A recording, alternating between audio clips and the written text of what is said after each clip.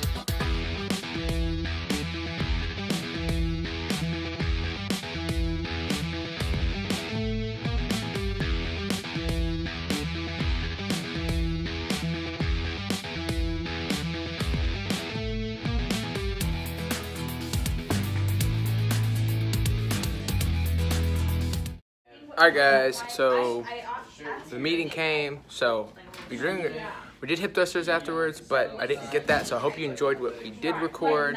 What is going on, guys? Currently doing work. We can see all the writing on the laptop. We're jamming out, knocking out some emails, some client stuff, working on the Deeper State Keto website. Speaking of Deeper State Keto, there is something that is going to happen on the 1st of February. I will talk about it when I get to answering questions for you guys. But for right now, I'm going to do this, and I'm going to start helping them make bricks. A brick launch is coming soon, so prepare yourselves. Get that thumb and index finger ready to click. But yeah, so I will see y'all for the first meal in a bit. Peace. Alright guys, so came to the store real quick to get some coconut milk, and I bought some Pellegrino, trying to go more glass with my water than I can. If you haven't watched Dr. J and Robert Sykes' Keto Savage podcast episode, you should. So we're going to try this out.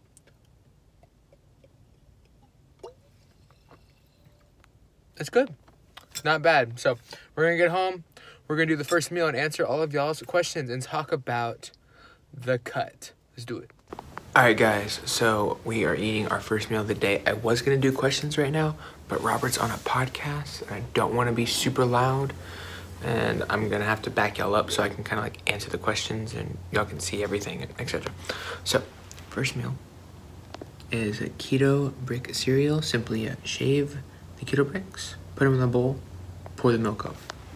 Super, super simple, delicious. I'm gonna eat this, do some work. See you in a bit. What is going on, guys? All right, so y'all been asking a bunch of questions about this cut. So we're gonna take some time real quick to sit down. I'm going to talk to y'all about my cut and a special announcement that only the people that watch this YouTube video are gonna hear until February 1st. So super excited about that for you guys. First though, we're gonna go through the questions. I posted something on Instagram. I told the people that asked me questions on Instagram I would tag them in the video. So I'm gonna put their Instagram tag up on the screen as I read off their question. So the first one comes from Gormy Goes Keto. A client of mine, he asked tips for a carnivore diet to keep it interesting. So when I did carnivore, because I'm not strict carnivore right now, I do meat and bricks. When I did do carnivore, I really changed up the textures. Like that was what kept it interesting for me. So like my ground beef, I wouldn't just eat like ground beef every day. I would make little patties, then I would make big patties, and then I would make like hamburger fries, like little tiny ones. I'd roll them in like little fries and grill them so I could like dip them in, you know, whatever. And so like for me, it wasn't the taste because I really started to crave beef throughout it. And the longer you stick with it, the more like you start to crave beef and like those denser, nutrient-dense meats. It's weird, but texture was where I was at. Like I remember when it took me like a week to realize that pork rinds were just pig skin. I was like, dude, I can eat this. And so that changed the game for me. Why? Because it was a crunchy texture. And so textures are really big for me. And so that's how I just kept it interesting. Of course, I started to fall in love with it, and now I don't care how many times I eat ground beef. I will drool every time I see it in the pan. I love, love, love, love, love beef now. But yeah, definitely at first, the transition period, lots of texture changes really, really help. The next one is at AD Keto said, what is the most recent movie that I've watched? The most recent movie I watched was we had a youth night and I watched Thor Ragnarok. That movie is hilarious. Nothing's better than when Thor is looking at Hulk and he walks across the building and he's like butt naked and he's like, wow, that image is ingrained in my brain forever. Freaking hilarious. I love that. Oh, we have a special guest. What's up, yo? Savage, what's going on? You want to join us? I'm about to eat me some keto brick, man. Oh, he's got some keto brick cereal. I talked him into it, guys. Well, actually, so to be fair, he's been doing it a lot longer than anybody else. But for some reason, he never said anything. He just left us out of the loop. Danny had to let us in on it. So it's been good, though. The reason you don't know about it already, or you just found out, is because he wanted to hide things. So blame him. Right. All right, so the next one is at facethefats.fit. Asked, how long of a prep are you doing? So I'm not doing a prep, I'm doing a ketogenic cut. And so basically what I'm doing, I'm gonna treat it like a prep in terms of like mindset, aggression, and intensity. But in terms of the actual like bringing down the calories and stuff, it's not going to be the same. So basically what I'm gonna be doing is throughout the month of February, go for it, dude. Hey, this is what they don't see on your vlogs. So what is this? Is bring me some context. This is for the YouTube video. Yes. So we're on YouTube right now. So yeah, what I'm doing, I'm recording. No, I'm recording, and I asked them on Instagram to give me questions, and I said if you gave me a question, I would tag you in the Instagram post or on the YouTube video. So we're going through their questions, and then we're going to talk about the thing that's coming up in February. Don't want to give away just yet. So how long? So I'm not doing a prep. So what I'm doing is through the month of February, I'm at 2,700 calories, trying to get my body back to used to lower calories because I've been eating over 33,000 calories for months now, and I know my body is like going to be irritable at first. And so instead of like every week going down, I'd rather just for February, I'm just going to stick to 27 so that my body gets really acclimated to it. And hopefully that gets off a little excess body fat when we start. And then March 1st officially is going to start the cut. And literally, I'm going to keep it very controlled. I'm doing bricks, beef, and eggs. And what I'm going to do is, because it's a 12-week cut, I don't know if I'm going to do 10 eggs or 12 eggs a day at first. But basically, I'm going to have 10 to 12 eggs at the very beginning. And then every single week, I'm just going to take an egg away. And as I take the egg away, the protein ratio will come down and the fat ratio will go up in my diet. So I'll get higher fat ratios, which is going to be awesome for cognitive function and just keeping constant energy throughout it. And then obviously it makes it a lot simpler, right? You just take an egg out at a time. You don't have to worry about anything else. You don't have to track anything else. And I have found through the meat and bricks that's very easy and very sustainable for me to do. So I like that. I like that approach. Yeah. I'm all about it. Yeah. Okay, so the next one is at Keto Keen Nutrition asked, how was working with a type 1 diabetic? Okay, so background story. I coached her husband, Chris, and he's a type 1 diabetic. And to be honest, it was awesome. It was a little nerve-wracking at first because, you know, when someone has that sensitive of an issue, you don't want to say anything and then get messed up, you know, because then, like, it's all on you, you know? And so, like, instead of just, like, aggressively trying to get him to eat 20 total, I started him way higher. I started him at like 70. I told him 80, but the meal plan ended up being 70, and I didn't change it. I just let him eat it. And then as the weeks progressed, we brought his carbs down and his fats up. And as we made that transition, his blood sugar started to stabilize. And now he went from, basically what he told me was he went from it mandating his life, him having to calculate every carb and every bite that he ate into his insulin. He checks his blood sugar. He only has to really check it twice a day, when he wakes up and when he goes to sleep. And other than that, he doesn't have to worry about it. Like, it's so freeing. And he said, his words were, it's so liberating. And so being able to hear that from somebody, obviously for me, it like shows that, okay, maybe I do know what I'm talking about, which is nice. As a coach, you want to have the confidence in what you're saying, because what would be the point of coaching somebody if you didn't know what you were doing? But also just, it was just awesome to see like something more than weight loss, which weight loss is so big, and I'm not saying it's not, but it's so important that I think that people understand that, you know, we just don't coach for weight loss. Like, there's so many other reasons to get on keto and to get with somebody that's educated and help them transition you through that, because I mean, it helps with SIBO, it helps with gut bacteria, it helps with microbiome, it helps with diabetes, it helps with inflammation, it helps with oxidative stress in your brain. I mean, there's like so many things that a ketogenic diet can do for you. And so being able to help somebody like that and help them transition in a way that was other than weight loss was huge for me. I thoroughly enjoyed it. So yeah. Next one is at Ralph.Katie, says, does when you eat affect you? No. I mean, that's hard. The only time, I would say the only thing that affects me is getting used to it. Like, if I eat in the morning and then I eat one meal in the morning and then I fast all day and then eat one meal at night, I get used to that and it's fine. But it's when I try to switch that. Like, if I, right now I'm going through a period where I'm fasting in the morning before and after my workout for, you know, trying to just burn more fat, being more of like a fasted state longer. And so transitioning into that is difficult, because when I had the pest control job, I would wake up, I would eat, and then I would literally work for 14 hours straight, get home, work out, and then I'd eat again. And so like I had this huge window, and so that's how I ate, and changing that has been challenging. But I don't think, like, in terms of like performance, I don't really feel a difference when I eat. Do you? Got me in the middle of a bite, man. I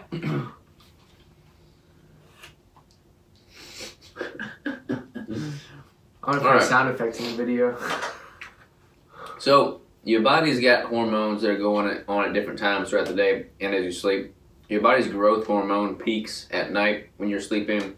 Your body's insulin and blood glucose peaks when you wake up, independent of food. And you have to kind of take some of those variables into control.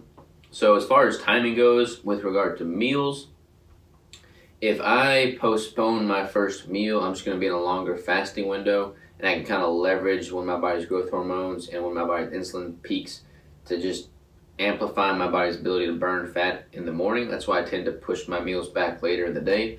Even if I train in the morning, I still try and push my meal back a little bit later in the day. What time is it now? It's 11:53.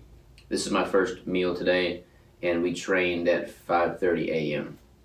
So this is pretty typical for me though. I'll eat around noon or 1 or 2, and then I'll eat my second meal around 6, 7, or 8.